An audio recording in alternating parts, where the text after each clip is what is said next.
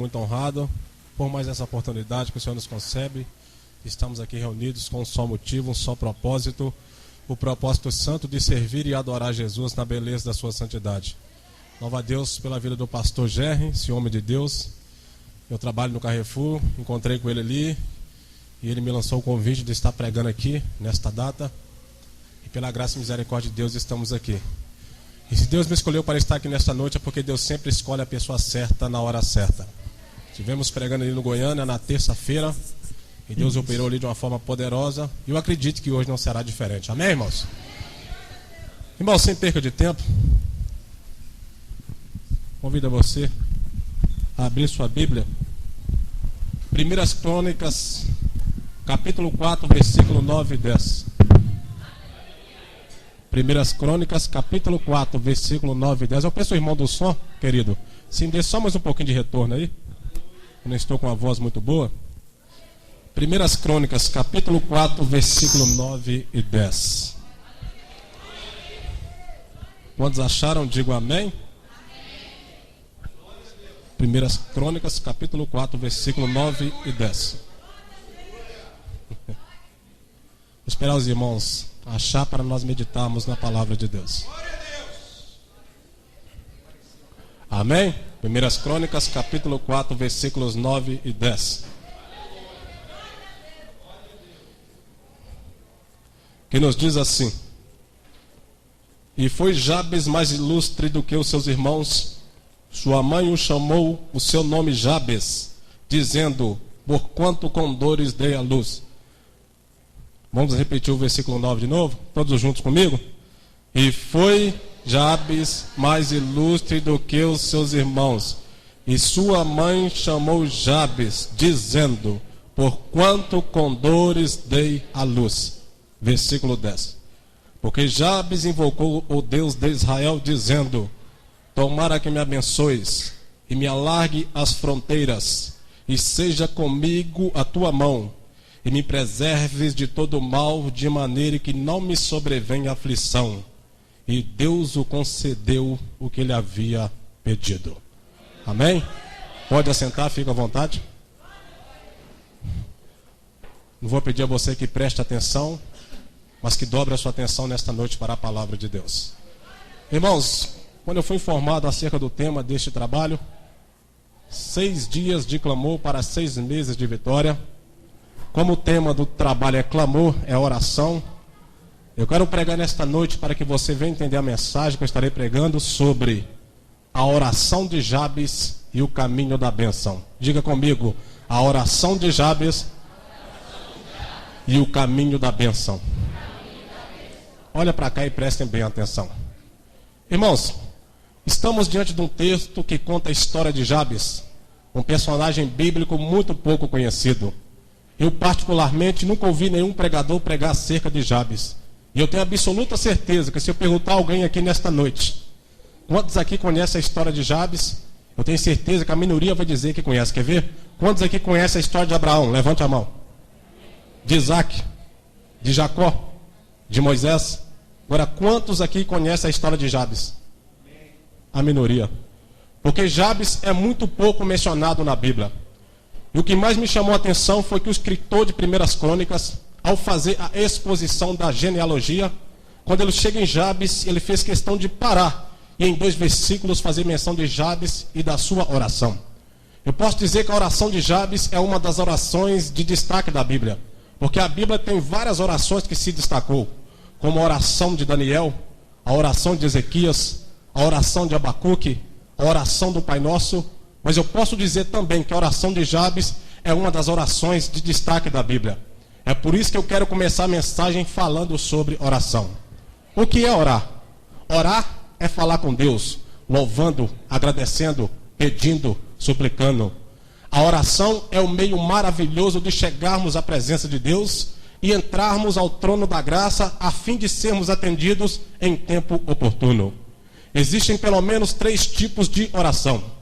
O primeiro tipo de oração é a oração convencional. A oração convencional é aquela oração feita pelo crente, na qual ele expressa seus sentimentos diante de Deus, sem o propósito de obter algo que dependa do exercício imediato da fé, como a cura do enfermo, a expulsão do demônio, a operação de sinais e maravilhas, não. Oração convencional é aquela que fazemos ao deitar, ao levantar, agradecendo a Deus pelo pão de cada dia, pela família, pela saúde, pela igreja. Se não tomarmos cuidado, esse tipo de oração pode se tornar rotineira, repetitiva e sem graça. O segundo tipo de oração é a oração da fé. Oração da fé é aquela oração em que o crente faz em busca de uma bênção imediata para si e para outrem. Normalmente, quando se fala em oração da fé, o que vem na mente é cura, libertação ou vitória sobre um problema que desafia a nossa fé. Mas Tiago disse que se alguém estiver enfermo, os presbíteros deverão ser chamados e orarão pelo enfermo e ungirão no nome do Senhor, e a oração da fé salvará o doente. O terceiro tipo de oração é a oração perseverante. Oração perseverante é aquela oração em que o crente persevera. A palavra perseverar significa conservar-se firme e constante, persistir, prosseguir, continuar. E a oração perseverante, ela tem pelo menos duas características. A primeira característica da oração perseverante é a fé. A oração perseverante é feita com fé. Tiago disse que se alguém tem falta de sabedoria, deve pedi-la a Deus, pedindo porém com fé e não duvidando. Porque o homem que duvida é comparado pelo apóstolo Tiago com uma onda do mar que é levada pelo vento de uma parte para outra. A dúvida é a inimiga número 1 da fé, porque fé é confiança inabalável em Deus, sendo o firme fundamento das coisas que se espera e a prova das coisas que se não vê. Só persevera na oração quem tem fé. Quem não tem fé é candidato a não receber nada da parte de Deus. A segunda característica da oração perseverante é a paciência. A oração perseverante é feita com paciência. A impaciência é o maior inimigo da oração perseverante. E hoje, nos dias apressados em que vivemos, são poucas as pessoas que perseveram na oração. Porque hoje em dia, tudo tem a marca da pressa. Comida, por exemplo, é fast food, que trazendo do inglês para o português, significa alimentação rápida. E muitos crentes gostam da oração rápida, da oração instantânea. Tem crente que não consegue ficar 1 minuto de joelho na presença de Deus. Já tem outros que quando vai dormir, ele fala assim, ó, Senhor, me dá uma boa noite de paz, e a cabeça já está debaixo do cobertor. Tem crente que quando vai almoçar ou jantar, ele fala assim, ó, Senhor, obrigado por esse pão, e a coxa de frango já está entalada na garganta. Mas a oração perseverante desafia a paciência de quem ora, pois ela exige tempo, dedicação e interesse de estar na presença de Deus. Foi por isso que em Eclesiastes capítulo 8, versículo 3, o sábio Salomão disse, não te apresses em sair da presença dele, porque quando perseveramos na oração, permanecemos na presença de Deus. E quando permanecemos na presença de Deus, somos transformados e ficamos parecidos com ele. Quando oramos, nos tornamos melhores homens e mulheres, melhores empregados e patrões, melhores filhos e filhas. Quando oramos, nossas relações são transformadas, nossa maneira de ser é mudada. Um certo dia eu li uma ilustração que cabe muito bem ao ponto desta mensagem. Que se no período de uma noite você deixar um ferro comum dormir do lado de um ímã, no dia seguinte o ferro sem magnetismo amanhece imantado. E assim acontece quando permanecemos na presença de Deus. Vamos sendo magnetizados por Ele, vamos ganhando o brilho da sua glória, vamos ficando parecidos com Ele. Não foi à toa que Moisés, depois de 40 dias buscando a presença de Deus, diz a Bíblia que quando ele desce do Sinai, as pessoas não conseguiam olhar para Moisés por causa do brilho da glória de Deus que resplandecia na sua face. Diz a Bíblia no livro de Atos que depois que o Espírito Santo desceu, os discípulos começaram a pregar com ousadia, com autoridade, com intrepidez, perseveravam na oração. E diz a Bíblia em Atos capítulo 4 que quando o conselho viu a ousadia de Pedro e João, ficaram espantados, porque eles sabiam que eles eram homens indoutos e sem cultura, mas puderam ver o que a convivência com Jesus havia feito com eles. E no versículo 13 do capítulo 4 eles disseram, estes homens e mulheres só estão assim porque estiveram com Jesus. Deus. Quando o crente não permanece em buscar a presença de Deus, no seu trabalho, na sua escola, ou por onde ele passa, as pessoas nem percebem que ele é cristão. Por quê? Porque só fica no meio da roda dos escarnecedores contando piada, dá um mau testemunho e não fala de Jesus para ninguém. Agora o crente que persevera em buscar a Deus continuamente, o falar dele é diferente, o andar dele é diferente, o proceder dele é diferente. E não precisa dele bater no peito e falar, eu sou crente, não. As pessoas veem na vida dele o brilho de Deus e falam, este homem, esta mulher são servos de Deus. Este homem e esta mulher estiveram com Jesus. E é isso que precisamos fazer hoje, irmãos. Passarmos mais tempo na presença de Deus para ganharmos brilho da sua glória e nos tornar mais parecidos com Ele. Aleluias. Quando eu falo em oração, eu me lembro de Jesus. Jesus não somente orava, mas ele permitia que as pessoas vissem seus momentos de oração. Jesus era um mestre, um rabi. Por isso ele ensinava falando e fazendo. Por diversas vezes os discípulos viram Jesus orando. E como homem ele tinha necessidade de orar. E sempre que ele se retirava para fazer suas orações, seu lugar preferido eram os montes e os desertos. Jesus orou para nos ensinar que a oração não é uma simples opção do cristão, mas uma necessidade, uma questão de sobrevivência espiritual. Porque nós estamos numa batalha, e nesta batalha não temos que lutar nem contra a carne, nem contra sangue, mas contra principados e potestades, contra as hostes espirituais na maldade, nos lugares celestiais. É por isso que em Efésios capítulo 6, versículo 10, o apóstolo Paulo fala-nos como deve ser a nossa armadura diante das batalhas da vida. Pois ele discorre acerca do capacete da salvação, da couraça da justiça, do escudo da fé, do calçado do evangelho da paz. E no final ele acrescenta, orando em todo o tempo no Espírito. Paulo não somente ensinava sobre oração, mas ele também orava. Frequentemente nas suas cartas ele escrevia, eu não tenho deixado de citar o nome de vós todos os dias em minhas orações. Sendo assim, a oração na concepção de Paulo era a respiração da alma. E isso é comprovado em 1 Tessalonicenses capítulo 5, versículo 17, quando ele diz, orai sem cessar. Todos sabem que a respiração é a expressão de vida de todo ser animado. Todo ser que anda, que se movimenta, tem que respirar. Porque se você não respirar, certamente você morrerá. Assim também é a oração.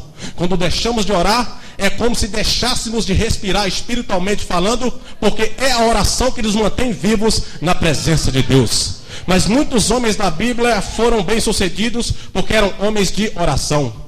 Abraão só se tornou pai da fé e amigo de Deus porque orava. Elias era homem sujeito às mesmas paixões que nós, no entanto ele orou e Deus cerrou o céu para que não chovesse em Israel. Daniel orava 3 vezes por dia. No Salmo 55, versículo 17, o salmista disse, de manhã, à tarde e a meio-dia, orarei a ele e ele me ouvirá. Em Tiago 5,16, a Bíblia diz que a oração do justo pode muito em seus efeitos. Foi por isso que a rainha da Escócia disse, eu tenho medo quando John Knox dobra o seu joelho para buscar a presença do seu Deus. E ela tinha razão, porque a pessoa que ora cria um tipo de conexão com Deus. É como se um fio de alta tensão estivesse ligado no trono do Senhor. É por isso que mexer com quem ora pode ser algo muito perigoso.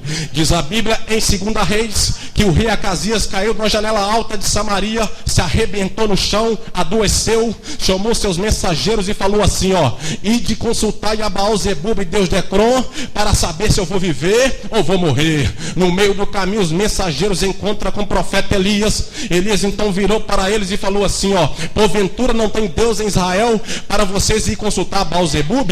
Volta lá agora e fala com o rei Acasias que da cama que ele subiu, ele só vai descer para a sepultura. Os mensageiros obedeceram. Quando eles chegaram ali, o rei pergunta, e ali, o que Baal-zebub falou? Eu vou viver ou vou morrer? Os mensageiros sem jeito coçou a cabeça e falou assim, rei, infelizmente no meio do caminho encontramos com o profeta e ele falou que da cama que o senhor subiu, o senhor só vai descer para a sepultura. O rei naquele momento ficou amarelo e falou assim, quem era esse profeta? Como é que ele falava? Como é que ele vestia? Quais são as características dele? Eles disseram, ele estava vestido com a roupa de pelo de camelo, na sua cintura ele tinha um cinto de couro ouro e o nome dele é profeta Elias. O rei amarelou, começou a tremer nas bases, porque ele sabia que quando Elias falava, acontecia. Ele falou assim: eu vou morrer, mas ele vai junto comigo. Pega 50 soldados e vai prender Elias. Os 50 soldados foram prender Elias, e diz a Bíblia que quando eles chegaram diante de Elias, Elias estava no cume do monte orando, buscando a presença de Deus. Eles chegaram e falaram assim: ó, Elias, homem de Deus, desça-te daí que nós vamos te prender. Elias disse: se eu sou homem de Deus, que desça fogo do céu e consuma todos vocês. Naquele momento desceu uma labareda de fogo, consumiu 50 soldados. Quando o rei soube, ele ficou indignado e falou assim: manda mais 50. Quando os 50 chegaram ali, Elias estava orando, eles falaram assim: Elias, homem de Deus, desça-te daí que nós vamos te prender. Elias disse: se eu sou homem de Deus, que desça fogo do céu, consuma todos vocês. Desceu uma labareda de fogo, consumiu mais 50 soldados. Quando o rei soube, ele ficou indignado: manda mais 50. Quando os 50 chegaram ali, chegaram um pianinho, porque eles sabiam que 100 soldados já haviam morrido, e falaram: Elias, homem de Deus, seja preciosa a nossa vida diante dos seus olhos, desça-te daí que o rei quer falar com você. Elias falou: agora que vocês falou com educação, eu vou descer. Quando Elias chegou diante do rei, ele falou assim: ó, porventura não tem Deus em Israel para você ficar mandando consultar Baal-zebub? Assim diz o Senhor, que da cama que você subiu, você vai descer para a sepultura. E naquele momento o rei morreu. Ei, meu irmão, mexer com quem ora pode ser algo muito perigoso, porque a oração faz a pessoa ficar conectada com a força maior que procede do trono de Deus. É por isso que mexer com quem ora, mexeu com Deus. Tocou em quem ora, tocou em Deus. Mexeu com quem ora, mexeu com Deus. Tocou em quem ora, tocou em Deus. Ai daquele que mexe com o crente que ora. Aleluias. Aleluias. E Jabes, através da oração, ele encontrou o caminho da bênção. Porque Jabes carregava sobre si uma maldição. Eu estarei falando disso no fim da mensagem, mas vamos falar agora um pouco sobre bênção e maldição. Bênção e maldição são palavras que aparecem na Bíblia e fora dela. No entanto, o significado que as Escrituras dão a esse termo é completamente diferente daquele que as nações antigas o atribuíam. O povo pagão antigo acreditava que praga e maldição possuía força em si mesma. E uma vez proferida, elas obrigariam os deuses, os demônios, os poderes sobrenaturais a prejudicarem determinada pessoa. E por causa disso, eles lançavam a mão em toda sorte de amuleto, patuá, pé de coelho, para lhes garantir proteção. Já o povo de Israel foi instruído por Deus que bênção e maldição nada mais era do que a consequência das suas boas e más escolhas. Bênção na Bíblia é o resultado da obediência. Maldição, o fruto da desobediência. Pouco antes de Israel pisar na terra prometida, Deus fez a seguinte advertência: eis que eu coloco diante de vós bênção e maldição. Bênção se seguirdes os mandamentos do Senhor vosso Deus que hoje vos ordeno. Maldição se não seguirdes os mandamentos do Senhor que hoje vos ordeno. No entanto, vós desviastes do caminho que eu vos ordenei, para seguirdes deuses estranhos que nem conheceste. Deus deixou bem claro para o povo de Israel que se eles servissem a Ele, obedecessem a Ele, andassem no centro da sua vontade, seriam abençoados, iriam de bem para melhor e ficariam mais próximos dEle. Agora, se porventura eles o desobedecessem, iriam de mal a pior, seriam amaldiçoados e ficariam mais distantes dele. Agora, se bênção e maldição é o resultado da proximidade, o afastamento de Deus, fica claro que aqueles que buscam ao Senhor não precisam temer maldições. Jabes compreendeu isso, e diz a Bíblia que ele foi mais ilustre do que os seus irmãos, ou seja, honrado, fiel e digno. Jabes colocou-se debaixo da bênção, fechando as portas para qualquer possibilidade de maldição. Infelizmente, no dia que nós vivemos, tem pessoas que, por ignorar essa verdade bíblica, andam atribulados, pois receiam que pelo fato do seu avô, bisavô, tataravô ter pecado, possa haver alguma maldição hereditária, ou alguma obra maldita na sua vida. Tem pessoas que dia de sexta-feira não passa em encruzilhada, não passa debaixo de escada, não pode ver um gato preto. Tem pessoas que para ali garantir proteção, lançam a mão em toda sorte de amuleto, patuá, pé de coelho, trevo de 4 folhas, folha de 7 pontas, cruz de caravaca. Tem pessoas que se você for na casa dele, você vai ver pregado lá na parede uma ferradura que eles colocam para ali garantir proteção. Mas isso não garante proteção para ninguém. Agora, quando a pessoa aceita Jesus, toma um banho no sangue dele, recebe o Espírito Santo, ele se coloca debaixo da bênção, ele se coloca debaixo das asas do Altíssimo. E é interessante observar que no Salmo 91, o salmista compara Deus com uma galinha e nós com os pintinhos, porque ele diz que ele nos cobrirá com suas penas e debaixo das suas asas estaremos seguros. Quem morou no interior sabe muito bem que quando começa a escurecer, a galinha abre as suas asas de forma que os pintinhos entram debaixo delas, e ali eles ficam protegidos dos predadores que caçam durante a noite. A galinha está disposta a matar e morrer para proteger o seu filhote. E um certo dia eu vi uma reportagem que muito me chamou a atenção. Todos sabem que o pitbull é um cachorro muito feroz, é um cachorro muito forte. A mordida dele tem a capacidade, se eu não me engano, de 300 quilos, e o pitbull ele tem a capacidade de pular 3 metros de altura. Nenhum homem com corpo atlético como eu consegue matar um cachorro pitbull. Mas saiu na revista Isto É que uma galinha matou um cachorro pitbull. Mas você pode olhar para mim e falar assim: mas pregador, isso é mentira. Não é mentira não. Segundo a revista Isto É, o pitbull queria comer o pintinho da galinha, e ali ela começou a travar uma batalha com ele, pulou no pescoço dele, deu uma bicada, atingiu a via artéria, causando-lhe uma hemorragia, e ele morreu na hora. Assim também acontece quando estamos debaixo da bênção de Deus. Não tem macumba, nem macumbeiro, não tem feitiço, nem feiticeiro, não tem quibanda, nem quibandeiro, nem pitbull do inferno que prevaleça contra a sua vida. A Bíblia diz que praga nenhuma chegará à sua tenda, 1000 cairá ao seu lado, 10.000 à sua direita, você permanecerá de pé, porque você está debaixo da bênção de Deus.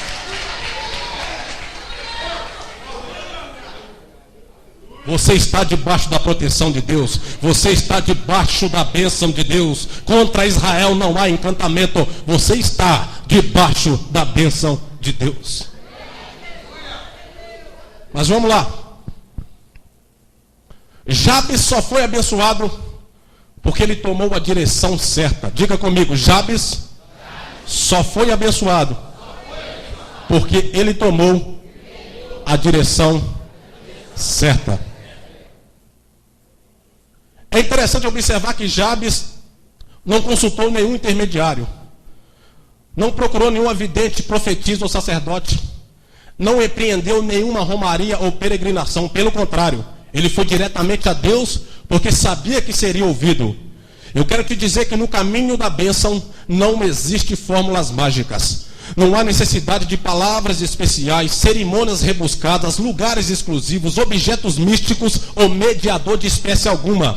Saiba que Deus está atento à sua oração e disposto a te abençoar.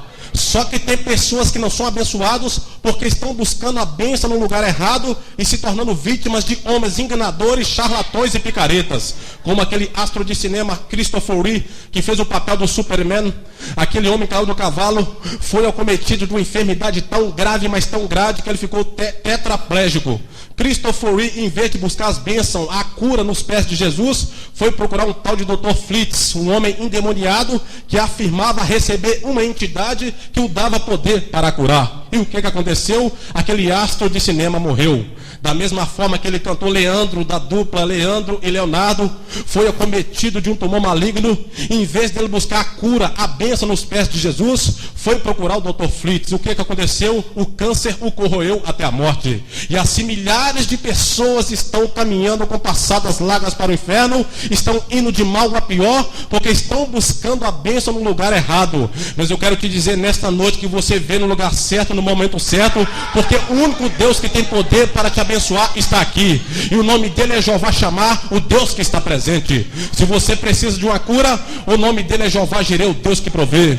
Se você precisa de uma provisão para a sua vida, o nome dele é Jeová Jireh. Se você precisa de uma cura, o nome dele é Jeová Rafa, o Deus que cura. Se você se sente injustiçado, o nome dele é Jeová Tsidkenu, o Deus que te justifica. Se você se sente vulnerável no campo de batalha, o nome dele é Jeová Tsabaoth, o Senhor dos exércitos, ele pelejará por você. Se você se sente como ovelha desgarrada do aprisco, o nome dele é Jeová Raá, o Senhor é o nosso pastor, que nesta noite quer te conduzir para verdes pastos. Só que para Deus te abençoar, você tem que fazer alguma coisa. Então entrega para ele a sua vida, conte para ele o seu problema, tome uma direção certa. E para falar com Deus não tem burocracia, porque para você falar com uma autoridade dessa terra, há uma série de burocracia, como por exemplo, para você falar com a presidente Dilma, você não fala diretamente com ela, você fala com sua assessora.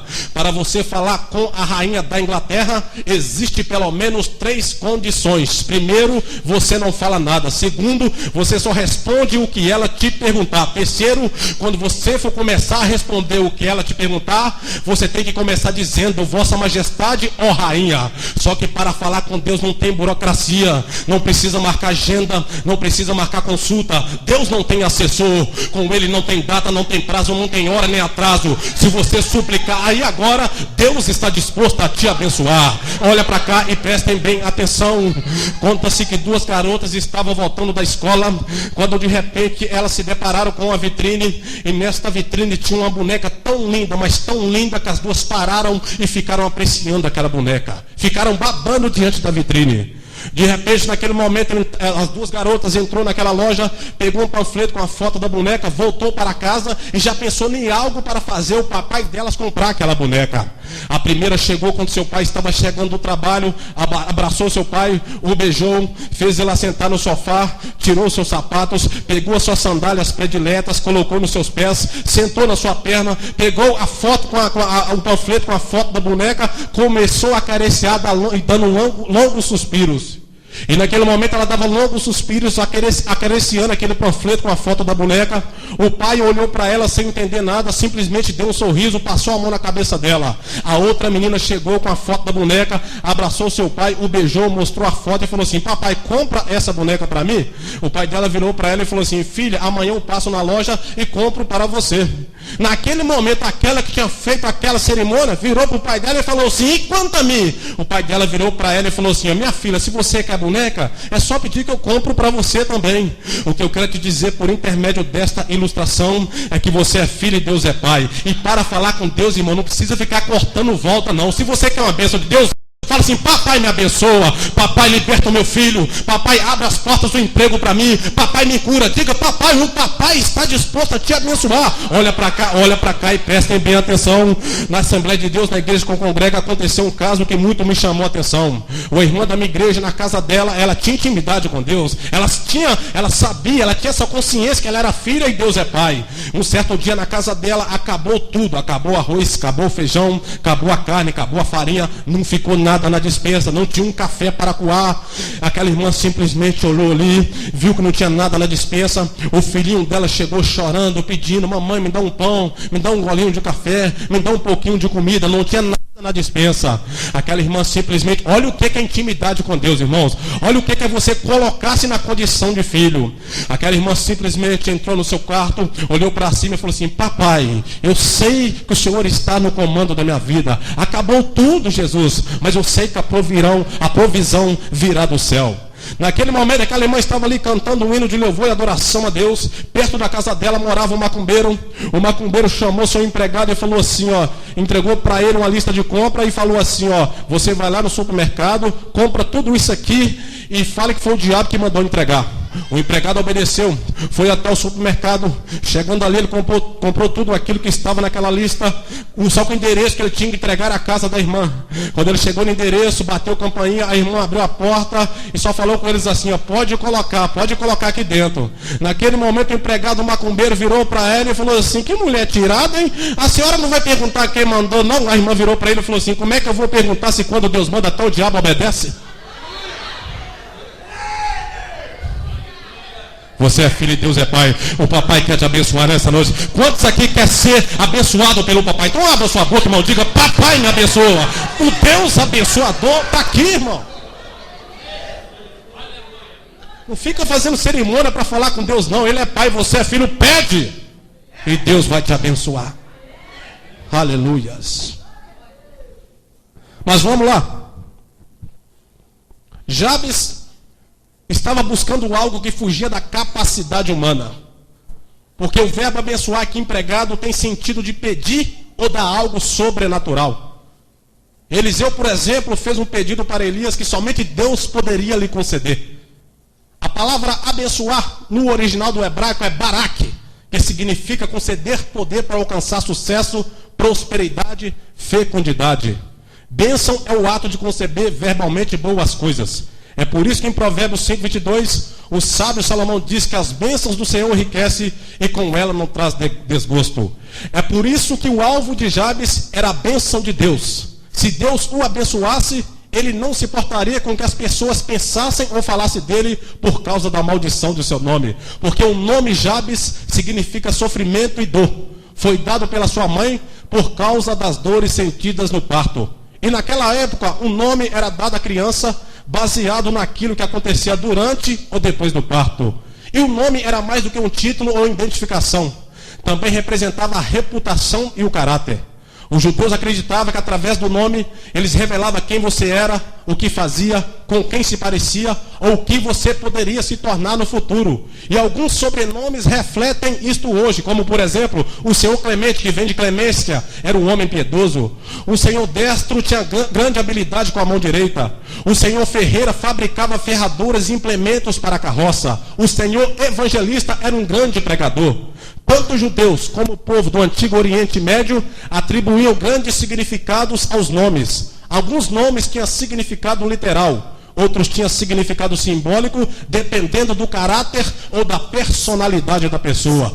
Mas quando Jacó mudou o nome do seu filho caçula para Benjamim, na verdade ele estava desfazendo um ato errado da sua falecida esposa, que em meio à grande dor, colocou o nome na criança de Benoni, que quer dizer o filho da minha tristeza, com uma carga moral muito ruim. Com relação a Jabes, nada foi feito. Ninguém mudou o nome de Jabes, porque a maldição de um nome só era tirada com a adoção de outro nome. Ninguém fez nada por Jabes. Jabes tinha tudo para viver oprimido, depressivo. Eu acredito que quando Jabes era criança, as outras crianças iam brincar com ele. As mães diziam: não anda com esse menino aí não, que o nome dele significa sofrimento e dor, e a maldição que está sobre ele vai pegar em você também. Eu acredito que Jabes teve dificuldade para arrumar até namorada. Quem queria namorar com um camarada que o nome significava sofrimento e dor? Jabes tinha tudo para viver depressivo. Jabes tinha tudo para viver frustrado. Jabes tinha tudo para viver oprimido. Mas Jabes tinha algo dentro dele que era mais forte do que qualquer frustração, do que qualquer decepção. Jabes tinha fé no Deus abençoador. E diz a Bíblia que Jabes orou e disse: tomara que me abençoes e me alargue as fronteiras, e esteja comigo a tua mão, e me preserve de todo mal, de maneira que não me sobrevenha aflição. E a oração de Jabes foi rompendo as barreiras do tradicionalismo. A oração de Jabes foi rompendo as barreiras do preconceito, chegou até o trono de Deus, e a Bíblia diz que Deus o concedeu o que ele havia pedido. Olha para cá e prestem bem atenção. Quando eu li a história de Jabes, eu me identifiquei com ela. Por quê? Porque quando eu completei 14 anos aproximadamente de idade, eu entrei no submundo do crime, comecei a fumar maconha, comecei a cheirar cocaína, comecei a fumar pedra, comecei a cheirar cola, tiner. E minha mãe achava que eu era um menino bonzinho. Minha mãe me elogiava para as colegas dela, falava: graças a Deus que meu filho não mexe com droga. Quando foi um certo dia, eu cheguei na minha casa tão drogado, mas tão drogado que minha mãe percebeu. Naquele momento ela começou a chorar e falou comigo assim: ó, se for para mim te ver mexendo com droga, eu prefiro te ver dentro de um caixão. E as palavras da minha mãe surtiram efeito, sabe por quê? Não demorou muitos dias, alguém caguetou o bandido mais perigoso da favela e ele achou que era eu. Ele ia me matar. As pessoas que andavam comigo, meus colegas, pararam de andar comigo, porque naquela época, se alguém estivesse jurado de morte, se ele chegasse para matar ele, se você estivesse perto, você morria também. Naquela noite eu dormi, sonhei com a cabeça desse camarada no corpo de uma serpente vindo para o meu lado. Quando foi no outro dia eu estava no forró, chamado Relabus, que tem aqui no bairro Nazaré. E aí eu estava ali no forró, quando de repente estava eu, um colega meu chamado Davis, o outro chamado Pedrinho. Esse Pedrinho, o olho dele ficou vermelho, a voz dele ficou cavernosa.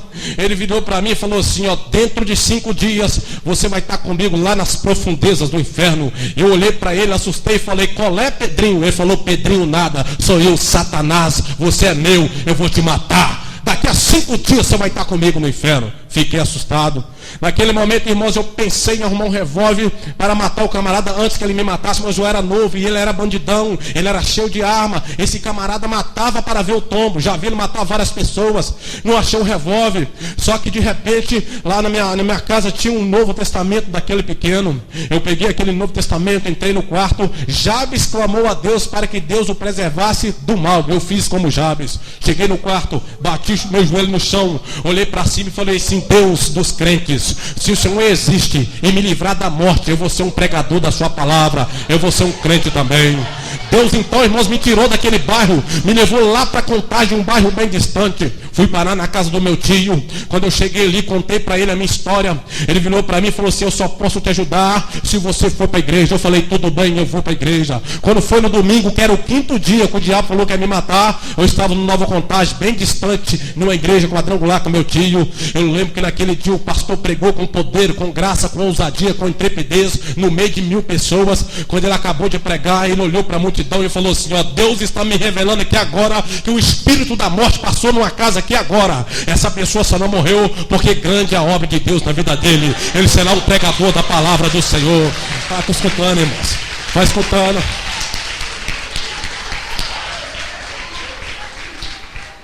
Deus então me tirou dali de Contagem, me mandou lá para Teófilo, no interior bem distante. Cheguei ali, não estava acostumado a trabalhar na roça, eu preferia ver a mão da minha mãe inchada do que inchada na minha mão. Comecei a trabalhar na enxada, ali eu converti o evangelho, casei. Deus então falou comigo, volta lá e prega a minha palavra. Eu falei, Deus, ele vai me matar. Deus, vai que eu sou contigo. Voltei. Quando eu cheguei ali, irmãos, eu comecei a congregar na rua principal ali. O primeiro dia que eu trombei com esse camarada que queria me matar, o primeiro dia que eu vi ele, desculpa aí, irmãos, agir aí. O primeiro dia que eu vi ele, aí ele passou na igreja, viu eu pregando. Quando ele me viu pregando, ele parou, ficou olhando, e eu senti naquele momento uma coragem, com ousadia, eu comecei a pregar, olhar dentro do olho dele, e todas as vezes que ele passava na rua principal, eu estava pregando a palavra de Deus. Ele começou a observar para ver se eu estava escondendo de trás da Bíblia, que tem muitas pessoas hoje em dia escondendo de trás da Bíblia, mas eu não estava escondendo não, porque grande era a obra de Deus na minha vida. Comecei a pregar, naquele momento eles começaram a ver Deus na minha vida, e os camaradas que andavam com ele começou a entrar dentro da igreja, bateu o seu joelho no chão e falar assim, irmão Demir, eu vejo Deus na sua vida, ora pela minha vida. Eu comecei a orar por eles, vai escutando. Quando foi, aleluia, depois de uns 2 meses que eu tinha voltado, eu estava ali congregando nessa igreja, Deus usou um irmão que eu nunca vi, que veio na minha direção falando língua estranha, chorando, e falou assim, ó, o diabo já tinha feito uma cova lá no cemitério, e falou assim, nele eu vou enterrar o Ademir. Ele só lhe enterrou, meu servo, porque é grande a minha obra na sua vida. Foi aí, irmãos, que caiu a ficha. O diabo tinha ido lá na minha história, colocado um ponto final. Deus foi lá com a borracha espiritual, apagou o ponto final, colocou a vírgula e falou assim, a sua história não termina aqui, a sua história começa aqui. Deus quer mudar histórias aqui nesta noite. Deus quer mudar histórias aqui nesta noite. Se o diabo falou para você que é o fim, Deus te diz nesta noite, não é o fim, meu filho. Estou te chamando de volta para a batalha, para a vida. A sua jornada não termina aqui. Fica de pé. Deus é o Deus que muda histórias. Eu tenho absoluta certeza que cada pessoa que se encontra aqui nesta noite tem algo para contar de Deus. Livramento. Todos vocês que estão aqui tiveram a história mudada por Deus. O diabo já havia decretado o fim das suas vidas, mas Deus apagou o ponto final, colocou a vírgula para dar sequência na sua história. Eu quero saber se nessa noite você que não conhece esse Deus, se tem alguém nessa noite aqui para aceitar Jesus Cristo, depois o grupo de louvor vai lavar. Mas Deus quer mudar histórias aqui nessa noite. Esses 6 dias de clamor é para a salvação de vidas também. Tem alguém aqui para entregar a sua vida para Jesus? Assim como Deus mudou a minha história, Deus quer mudar a sua história. Deus nesta noite está te chamando para a batalha e para a vida. A sua jornada não termina aqui. Até o fim deste culto, você vai vir cá na frente e você sentir no seu coração e nós vamos estar orando por você. Cadê o grupo de louvor para louvar o Senhor com o hino? Eu quero te dizer que o nosso Deus é o Deus que muda a história. Não importa o seu histórico familiar, não importa o significado do seu nome, não importa, irmão, se você clamar, Deus está disposto a te abençoar e mudar a sua história. Cadê o grupo de louvor para louvar o Senhor com ele? Já avancei, já são 9h17 já. Aleluias. E você vai adorar a Deus nessa noite. Irmão, seja grato a Deus. Deus mudou a sua história. É por isso que você está aqui nesta noite alegre, cheio do Espírito Santo, cheio da graça. Outrora você estava no mundo oprimido, depressivo, mas hoje você sente a verdadeira paz, a verdadeira alegria. Sinta Deus te envolvendo nessa noite nos seus braços. Sinta o Espírito Santo te envolvendo nesta noite. Seja grato a Deus. Deus mudou a sua história. Então glorifica o nome dele nesta noite. Pode louvar. E você vai adorar a Deus. Deus se faz presente em nosso meio. A presença dele é tão real quanto esse púlpito que você está vendo aqui. Eu quero te dizer que se você suplicar aí agora, Deus está disposto a te abençoar. Aleluias. Aleluias. Aleluias. Deus está presente, Ele quer te abençoar.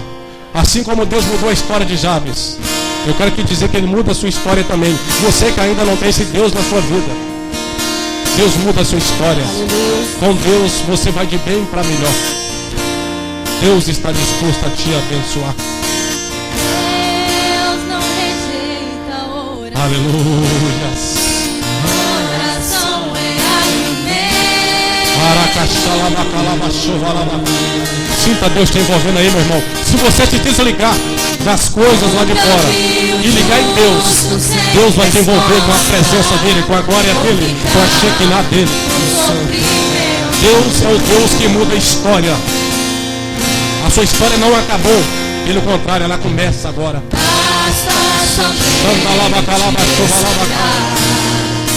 O que Deus irá fazer?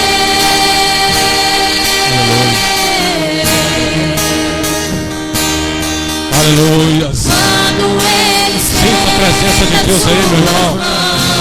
Sinta a presença de Deus aí. Sinta Deus te envolver. Ouve. Simplesmente ouve. Tá chorando, ouve. Precisando, ouve. Tá sofrendo, ouve. O nosso Deus é o Deus que muda história. Ouve. Seu louvor inada o céu.